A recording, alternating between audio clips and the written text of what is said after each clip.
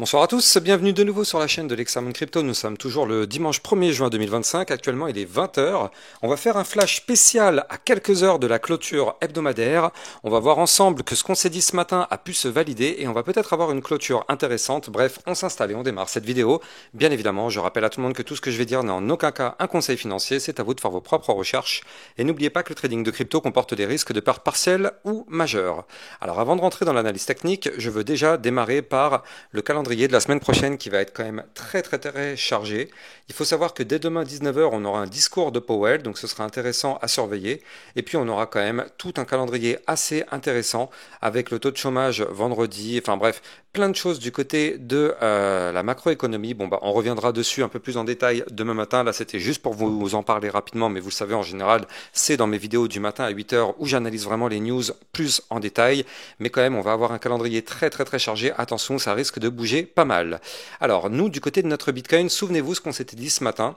Alors, ce matin, on avait pu détecter ensemble sur ma chaîne YouTube un pattern ici, souvenez-vous, en double bottom. Et donc, je vous avais dit que là, il y avait quand même des chances qu'on ait une belle journée aujourd'hui avec ce pattern qui pourrait se valider. Alors, je vous avais donné comme niveau clé à valider ici le niveau qui se situe à, c'était combien? C'était ici de mémoire les 104 860 $. Comme vous pouvez le voir, on est à l'heure qu'il est en train d'essayer de valider ce pattern en double bottom. Je rappelle, un double bottom, c'est une figure chartiste de retournement haussier, donc c'est pour ça que là, vous le voyez, on a posé un premier creux, un deuxième creux plus haut que le précédent, c'est plutôt une très bonne nouvelle, tout ça. Et donc, on avait calculé ensemble ce matin déjà la target de ce pattern, et on avait vu qu'on avait comme target ici les 106 166 $. Très bien. La bonne nouvelle, c'est que, et d'une, ça nous permettrait de repasser au-dessus du milieu du canal descendant, et de deux, ça nous permettrait de tenter de réintégrer le ruban de moyenne mobile court terme, parce que là, actuellement, je suis en court terme, mais on verra juste après, bien évidemment, les impacts sur la clôture hebdomadaire. Là, c'était vraiment pour rentrer en détail par rapport à ce qu'on s'était dit ce matin. Donc, souvenez-vous, on avait pu vraiment détecter ce pattern. Là, ça pousse, tant mieux, très bien. On a pu anticiper ça, il n'y a pas de souci. C'est pas un mouvement extrêmement important, c'est vrai. Mais c'est surtout que ce mouvement va nous permettre de nous éloigner de la zone dangereuse. Parce que je rappelle qu'en vue hebdomadaire, on avait fait une cassure il y a 2 semaines d'un niveau clé. Ce niveau clé, c'était ici les 104 500 $. Et donc maintenant, il faut impérativement qu'on clôture en hebdomadaire, donc c'est-à-dire ce soir, au-dessus de ce niveau clé. Donc là, grâce au pattern que je vous ai montré tout à l'heure, ça nous permet de nous éloigner de cette zone de danger. Et donc effectivement, ça nous permet d'éviter la réintégration du range en venant du haut, ce qui serait malheureusement pas une très bonne nouvelle.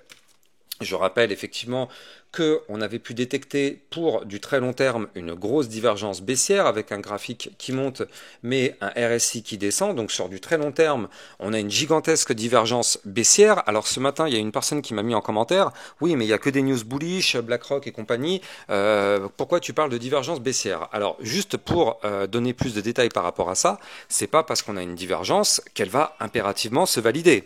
Là pour le moment, on a une divergence, elle est présente, on le voit, hein, les points hauts sont de plus en plus bas. Et donc du coup, c'est pas parce qu'elle est présente qu'elle va obligatoirement se valider. Elle est là, elle est pour l'instant sous nos yeux, elle n'est pas active pour le moment. Donc pour l'instant, on continue de former des structures haussières avec des points hauts de plus en plus hauts, des points bas de plus en plus bas du côté du graphique. Les news sont en effet très bonnes de l'autre côté. Mais gardons quand même en tête, parce que si jamais cette divergence baissière vient à s'activer, alors bien sûr, on pourrait avoir un retracement du côté de notre Bitcoin et ça pourrait avoir des impacts assez dramatiques sur les altcoins.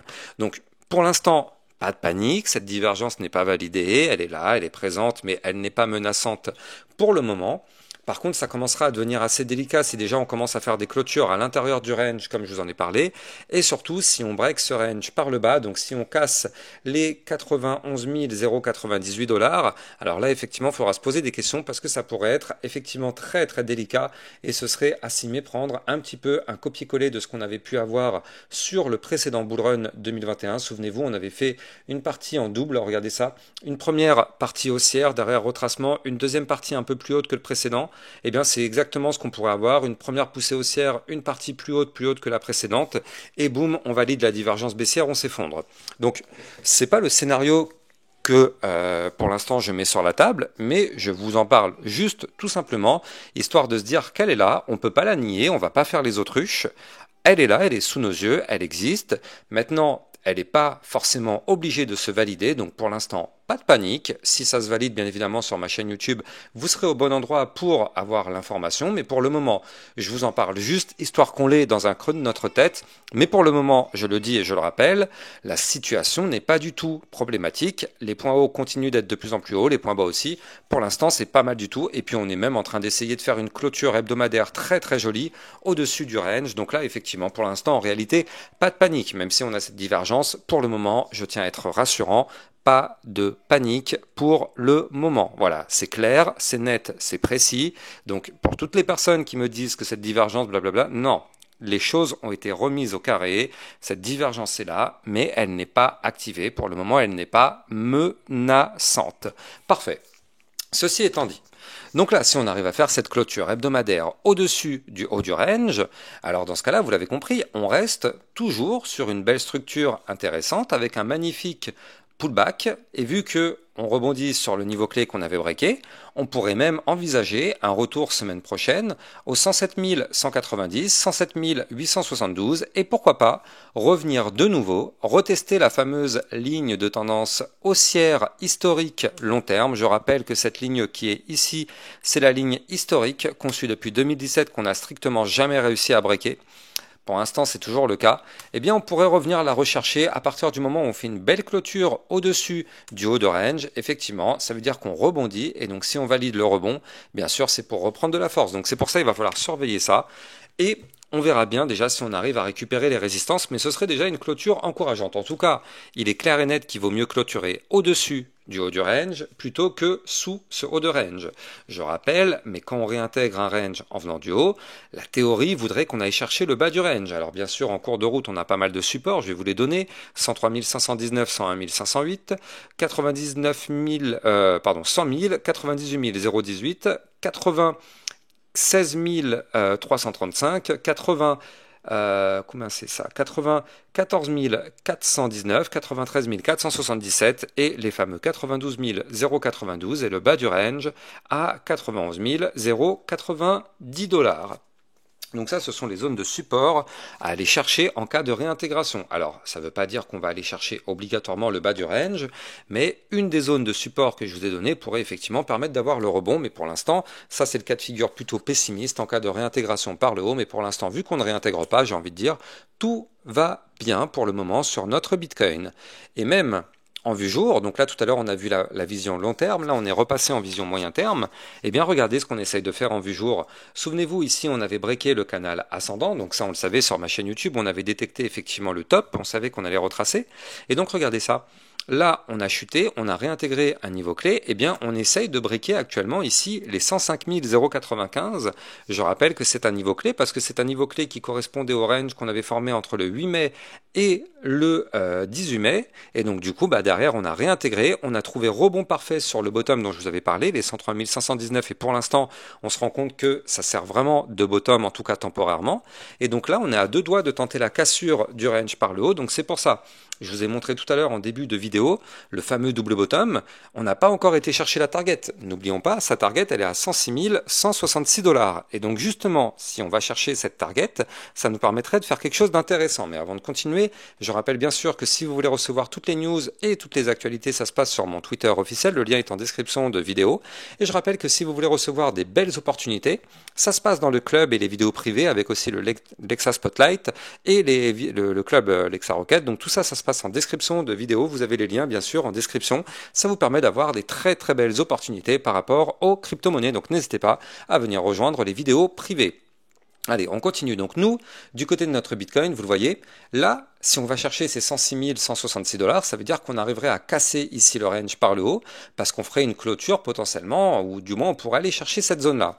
Et donc la zone des 166 000 qu'est-ce que je dis, des 106 166, eh bien ça nous permettrait de repasser au-dessus du milieu des bandes de Bollinger en vue moyen terme, parce que regardez, le milieu des bandes de Bollinger, il est ici, hein. Il est ici, il est actuellement à 106 416. Donc ça nous permettrait de venir titiller ce niveau clé et pourquoi pas tenter de le breaker. Et si on repasse au-dessus, bien évidemment, ce serait plutôt très encourageant. Je rappelle que si on veut vraiment reprendre beaucoup de force, il faudrait absolument qu'on arrive à réintégrer ce canal ascendant. Mais bon, chaque chose en son temps, ne nous précipitons pas.